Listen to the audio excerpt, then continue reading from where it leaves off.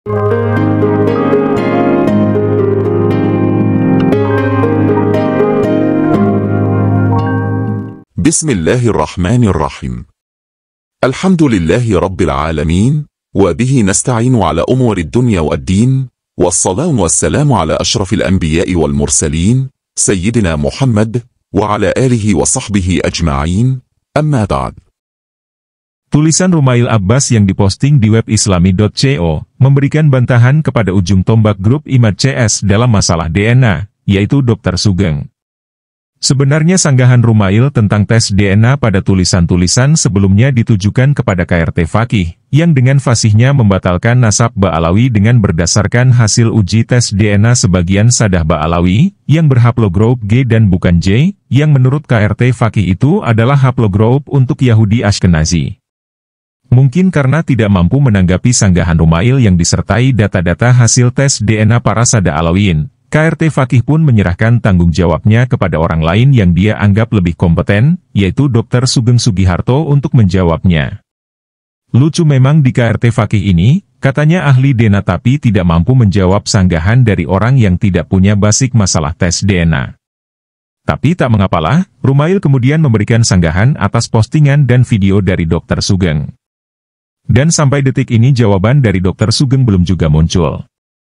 Mari kita simak sanggahan Rumail Abbas tentang keturunan Nabi tidak harus berhaplogroup J. Polemik nasab habaib, tes DNA sebagai argumen, kali ini untuk Dr. Sugeng Sugiharto. Sebenarnya penulis berharap KRT Fakih Wirahadiningrat yang memberikan sanggahan. Namun, saat merilis 3 tulisan di RMINU Banten, ia hanya menyanggah satu tema saja dalam diskusi tes DNA, tentang keturunan Imam Musa Al-Kadzim versi tes DNA. Selain itu, tak jelas ia sedang membicarakan siapa, ngelantur apa, atau menyinggung siapa. Bahkan pada tulisan terkini, ia malah menyerahkan urusan kepada orang lain sebagai mandataris. Apa? Di mana keberaniannya saat membatalkan silsilah Ba'alawi lewat tes DNA di semua video yang beredar? Kenapa malah dialihkan? KRT Fakih berbuih-buih membicarakan hasil tes DNA tanpa kredensi? Namun saat diladeni malah menyerahkannya ke orang lain, yang dia anggap lebih kompeten, yaitu Dr. Sugeng Sugiharto. Ini lucu. Tulisan yang akan Anda baca adalah serial ketiga, setelah 2 tulisan sebelumnya menakar akurasi tes DNA sebagai tolok ukur pembatalan silsilah sebuah kabilah, bantahan untuk Kiai Imaduddin dan KRT Fakih Wirahadiningrat, jawaban 4 tulisan sekaligus, dan untuk Kiai Imaduddin dan KRT Fakih Wirahadiningrat, tes DNA sebagai dalil. Dan kali ini penulis tujukan kepada Dr. Sugeng Sugiharto, dalam menanggapi tulisannya di community YouTube, kritik untuk Rumail Abbas dan kritik 2 untuk Rumail Abbas. Alat baca penulis. Ilmu sejarah adalah sains. Begitupun, ilmu statistik adalah sains. Semua orang mengetahui itu dengan baik, bahkan Dr. Sugeng tidak keberatan jika penulis mengkonfrontasi hasil analisanya dengan statistik dan bukti historis. Untuk dialog nasab, penulis hanya memiliki kredensi dan profesional untuk 2 peralatan, baca, tools, tersebut saja, sejarah dan statistik. Penulis berprofesi sebagai programmer yang mewajibkan penguasaan bahasa Java, menggunakan framework PHP seperti Laravel untuk bekerja, dan tentu saja Python. Bahkan di masa kuliah, SPSS adalah perangkat lunak yang cukup akrab. Penulis mengandalkan kemampuan profesional tersebut untuk membaca filogeni yang disodorkan Dr. Sugeng dan KRT Fakih Wirahadiningrat. Di samping itu, penulis memakai tool sejarah dalam menghadang filogeni DNA dengan bukti-bukti historis, untuk mengukur seakurat apa hasilnya. Sekadar menyebut rekam jejak, penulis adalah santri yang mondok cukup lama dan sangat tidak asing dengan Kitab Kuning, alumni Kudus dan Sarang. Tepat di sini penulis hendak menepis anggapan Muhyiddin Dr. Sugeng, bahwa penulis telah menerabas pagar akademik dengan sok tampil sebagai ahli DNA. Kenapa? Karena penulis hanya membaca bagan filogenie full dan family tree DNA, FTDA, memakai tool statistik dan tool sejarah. Bahkan penguasaan matematika dasar pun bisa membacanya. Jadi, semua catatan penulis tentang tes DNA adalah pembacaan seseorang yang menguasai matematika dasar, yang sedang mengonfrontasikan hasil tes DNA itu dengan bukti-bukti historis, sumber tradisional Muslim. Jelas, ini bukanlah kerja-kerja ahli DNA dan biomolekuler sama sekali, tapi pekerjaan mas-mas statistik biasa. Kalkulasi matematis. Saran, ada baiknya mengunduh seluruh sampel yang diperlukan dari Bani Ibrahim, Adnani, Quraisy, dan Hashimi, supaya relate dengan penjelasan statistik yang penulis urai berikut ini. Ada 8 macam jurnal yang disodorkan Dr. Sugeng, dan penulis akan menyanggah beberapa hal yang menjadi highlight. Tentu, penafsiran Dr. Sugeng terhadap jurnal tersebut di dalam penerapan di situs testing yang akan penulis sorot. Secara teori, Dr. Sugeng menyandarkan perhitungan mutasi 2000 tahun ke bawah, bahkan lebih dari itu, sebagai fenomena biologis yang masih memungkinkan untuk dijelajah. Seperti leluhur haplogroup M201, yaitu G, terbentuk 48.500 tahun lalu, dengan merca 25.200. Sumber, https://www.yale.com/3/g/.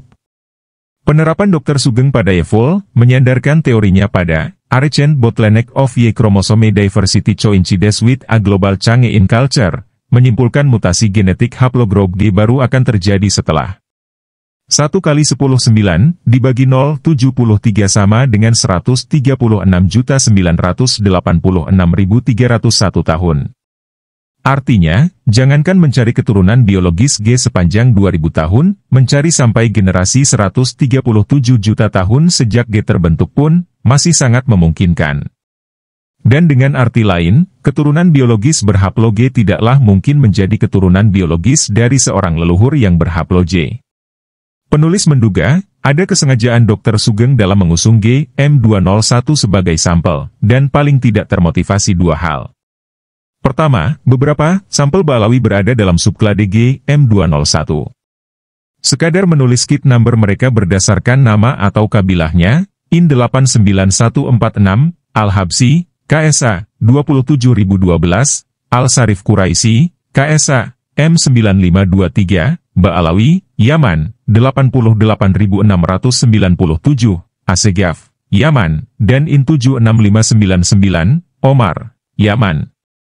Kedua, menguji penulis untuk membuktikan apakah Ba'alawi benar keturunan Rasul, padahal haplogroup mereka berada pada subklade G, M201, bukan J, FCG 10500, dipromosikan sebagai pola genetik Imam Ali.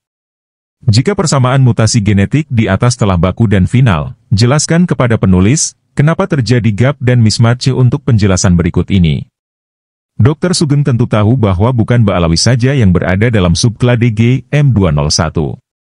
Bahkan jika ada istilah Sadahring 1, maka klan Al-Idrisi dan klan Filalin, grup kerajaan Maroko yang sangat terkonfirmasi kesadahannya, justru berada pada haplogroup G. Begitupun klan Al-Idrisi, termasuk sangat Sadahring 1, berada pada haplogroup E. Maksud penulis, di saat kertas sangat jarang, tradisi menulis kurang, situasi politik sangat complicated dan belum ada lembaga canggih dengan sistem komputasi macam Dukcapil seperti masa sekarang, terdapat 3 kabilah di Arab yang kecil kemungkinan terjadi pemalsuan nasab sejak kabilah ini terbentuk sampai sekarang. Dan ternyata, hasil haplogroupnya terindikasi bukan keturunan Rasul, haplo G dan haplo E. Dan Dr. Sugeng tidak bisa seenaknya berargumen, ya, embuh, karena bukti genetikanya sementara ini begitu.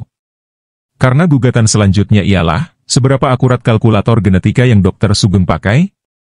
Seberapa kokoh tafsir atas jurnal yang dipakai Dr. Sugeng untuk teknis penjelajahannya melalui Yevol, FTDA, dan Yesek? Menyanggah teori Dr. Sugeng. Saran, ada baiknya mengunduh sampel yang diperlukan, dari Ba'alawi dan proyek khusus di Arabia, promotornya masih Twitteran, Abdullah Omar, supaya relate dengan penjelasan statistik yang penulis urai berikut ini. Secara teori, berdasarkan tafsiran Dr. Sugeng pada 8 jurnal yang ia sebutkan, tidak mungkin leluhur berhaplo J pada 2000 tahun setelahnya, memiliki keturunan berhaplo G. Dan tidak mungkin pula Imam Ali, J, FGC 10500, adalah leluhur dari Ba'alawi yang berhaplo G. Jika 8 jurnal tersebut diterapkan secara teknis, teori Dr. Sugeng tentu saja masuk akal. Namun benarkah demikian? Kit number 185.443 mewakili seseorang yang menjadi keluarga Said Hasan dari kabilah Kaswini yang sekarang tinggal di USA, penulis mendapatkan korespondensinya, namun dalam FTDA tertulis, tinggal di Irak. Dan dalam sumber tradisional Muslim, Sadah Qazwini terindikasi kuat sebagai keturunan Imam Husain lewat Imam Musa Al-Kazim bin Ja'far Shodiq. Kemudian kit number 895.124 berasal dari seseorang dari kabilah Al-Haidari. Menurut sumber tradisional Muslim, kabilah Hayadirah adalah cabang dari dinasti Sadah Musyasyayah yang terindikasi kuat sebagai keturunan Rasul, karena menjadi penguasa di daerah Ahwas. Penting diketahui, sama seperti keturunan Sunan Maulana Hasanuddin, Sultan Banten, yang tidak akan meneruskan suksesi selain keturunan jalur laki-laki biologis, kabilah Musyasyayah pun punya akurasi silsilah yang sama di perbatasan Iran-Irak sebagai Sadah Ring 1. Dan di antara Musyasyain yang lain berasal dari kit number 394.220. Selain Musyasyayah, Sadah Al-Ghalibi pun terindikasi kuat sebagai keturunan Rasulullah, dan di antara kit number keturunannya ialah 394.252. Di samping Sadah Al-Syafi yang juga terindikasi kuat sebagai keturunan Rasul dari kit number 418.947, ada pula Sadah Al-Bayat dari kit number BP 50140. Sudah ada 5 macam kabilah yang secara historis terkonfirmasi sebagai Husaini, namun justru melenceng jauh sebagai keturunan Imam Ali karena berhaplogroup G. Bagaimana Dr. Sugeng menjelaskan kontradiksi ini? Apakah masih menjawab dengan, ya, embuh, karena bukti genetikanya sementara ini begitu? Jika Dr. Sugeng berkenan untuk jujur, ada satu Ba'alawi yang masuk dalam subklade JFGC 10500. Artinya ia adalah keturunan Imam Ali 100% versi tes DNA, yaitu kit number IN 92112, haplogroup JFT 406499. Kekeliruan Dr. Sugeng ialah tidak melakukan korespondensi dengan orang tersebut untuk asesmen, penilaian. Namun, penulis tidak sungkan membagikan sumarinya kepada Dr. Sugeng. Dia bernama Ehab bin Akil bin Muhammad Assegaf, tinggal di Madinah, dari klan Ba'alawi jalur Imam Faqih Al-Muqaddam. Dan sepertinya Ehab adalah orang kaya, jadi mampu membeli layanan BG 700 yang relatif mahal. Poin penting di sini, Ehab adalah seorang Assegaf, Assegaf yang diakui Ehab sebagai keturunan Imam Faqih Al-Muqaddam, Ba'alawi, dan Assegaf bukanlah nama-nama biasa yang dipakai orang Arab pada galibnya. Kelucuan yang tak kalah pecah. Dr. Sugeng, dengan membandingkan STR2 Assegaf yang berbeda, 88697G dan IN 92112J milik Ehab, tanpa melakukan wawancara langsung kepada Ehab, justru mengidentifikasi Ehab sebagai Assegaf dari jalur Imam Musa Al-Kazim. Sumber, perbandingan data STR. Apakah Assegaf Ba'alawi berkerabat dekat dengan Assegaf Al-Musawi? Kenapa Dr. Sugeng berkesimpulan seperti itu?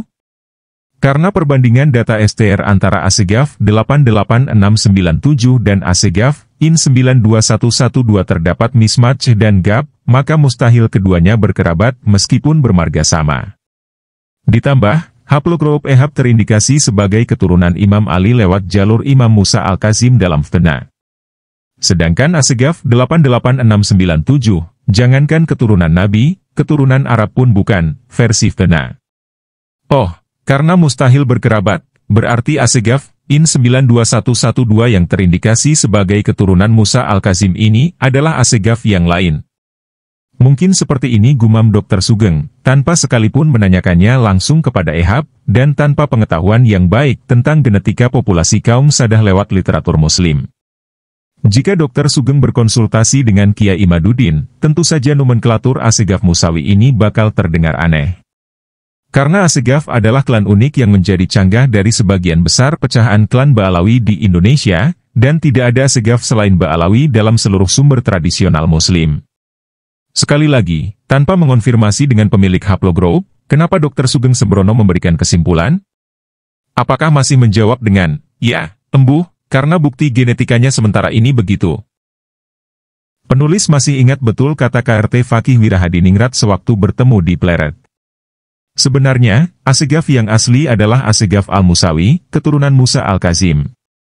Ba'alawi justru nyolong marga ini ke kabilahnya. Awe Kamakol. Dalam hati penulis bergumam. Akal-akalan apa lagi ini? Sumber dari mana, kok ada orang sampai membual sejauh itu? Kasus kedua, J. Liter 859. Dalam sanggahan kedua, Dr. Sugeng menelanjangi kecerobohan penulis sewaktu mengangkat haplogroup J liter 859 sebagai tema sanggahan. Penulis mengatakan, merca dari J liter 859 ialah 1400 tahun yang lalu, kemudian penulis gugat karena tidak akurat secara historis jika dipromosikan sebagai Quraisy, Fir bin Malik. Dalam filogeni J liter 859, benar tertulis di sana ia terbentuk pada 3100 YBP.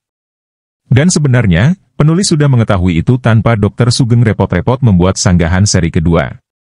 Hanya saja, jika Dr. Sugeng merasa yakin sedang menelanjangi penulis dalam sanggahan tersebut, sebenarnya itu kiriman paket yang salah alamat. Karena orang yang memakai analisat merca untuk mengusulkan J liter 859 sebagai Quraisy, Fir bin Malik, adalah promotornya sendiri, bukan penulis. Bukti https://www.familytrade.com/group/quraisy-1c-3d/about/background .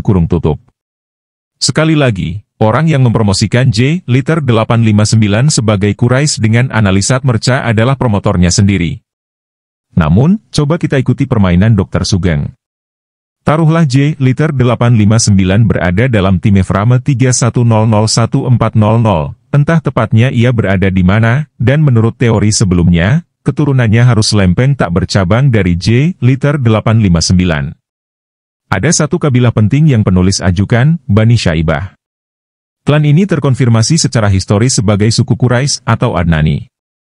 Paling mendekati sebagai keturunan Ibrahim berdasarkan penjelasan Dr. Sugeng tentang 3100 YBP, bahkan Nabi Muhammad dan penduduk Mekah Madinah tidak menyaksikan otentitas silsilah mereka. Pada 3 sampel yang tercantum dalam filogeni Eful asal Kaesa yang mengaku sebagai Bani Syaibah, ternyata haplogroup mereka ada di bawah subklade RYP6238. Pertanyaannya, bagaimana mungkin kabilah dari klan Quraisy An-Nani yang diakui Rasulullah ini tidaklah sahih sebagai keturunan J liter 859, yang seharusnya lempeng tak bercabang sampai Nabi Ibrahim. J liter 859, jika benar terbentuk 3100 YBP, mengacu pada teori Ibnu Khaldun, ia adalah keturunan ke-13 Nabi Ibrahim, atau kakek ke-49 Nabi Muhammad, bertolak pada Hashim bin Abdu Manaf yang wafat pada tahun 497 Masehi. Klan Utaibah, dalam tradisi Muslim, adalah klan Ibrahimi dan terdapat sampel dengan kit number M7207, Al-Hamad, yang ternyata berhaplogroup J liter 222.